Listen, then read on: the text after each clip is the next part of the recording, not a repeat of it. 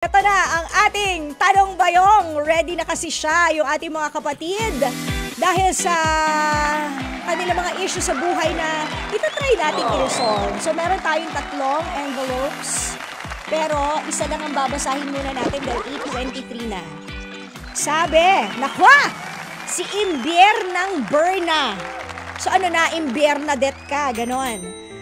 Si Imbier ng Berna, naiimbe, sabi niya, Dear Tita Laila, magkikita ulit kami ng mga kamag-anak namin ngayong undas sa probinsya. At dahil lampas na sa kalendaryo ang edad ko, naku po, maririnig ko na naman ang mga tanong na, bakit single ka pa? Kailan ka mag-aasawa? Bakit wala ka pang anak? Mapili ka ba sa mapapangasawa? Tita L, what to do? Sana ilibing na lang nila ang mga ganitong pangungulit sa akin. Imbierna, Berna. Okay, Imbernadette Sembrano at Imbernadette Reyes. Na Berna. Eto na. Alam mo, simple lang ang ang sagot dyan Berna. Bigyan mo agad ng Bible verse. Oh. Diba? Kasi kung nabibwisit ka na talaga, napaulit-ulit na lang, parang, ano ba, every time na lang magkikita tayo? Yan na lang ba yung itatanong nyo sa akin? Pwede mo sabihin na, bago yung Bible verse, ayan ha, pwede mo namang sabihin na, kapag ikakasal na ako, sasabihan ko po kayo. Wala pa po talaga akong jowa Pag tinanong, bakit mapili ka ba? Hindi naman. Sila yung mapili. Oh! Di ba?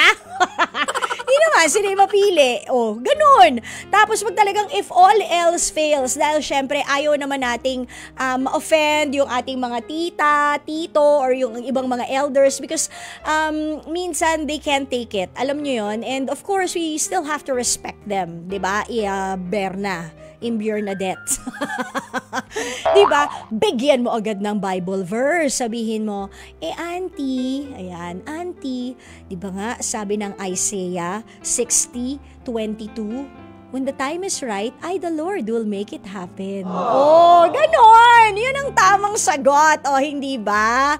Oh, ito nga, may nanggigigil dito Sabi, ay naku, kung ako yan, ililibing ko sila ng buhay. Huwag naman ganon! Murder!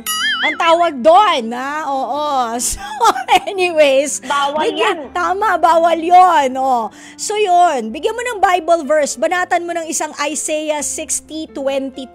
When the time is right, I, the Lord, will make it happen. So, sabihin mo, ipinagpapasa Diyos ko na po ang aking love life. Oh, end of story. Di ba?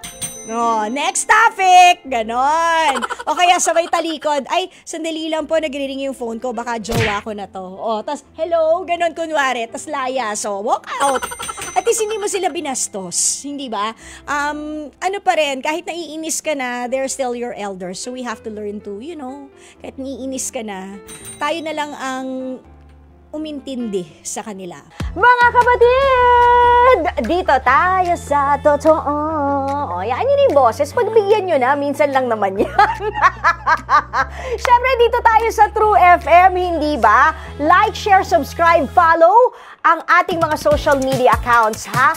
At True Network PH. Yun lang ang keyword na hahanapin nyo. TrueNetwork PH.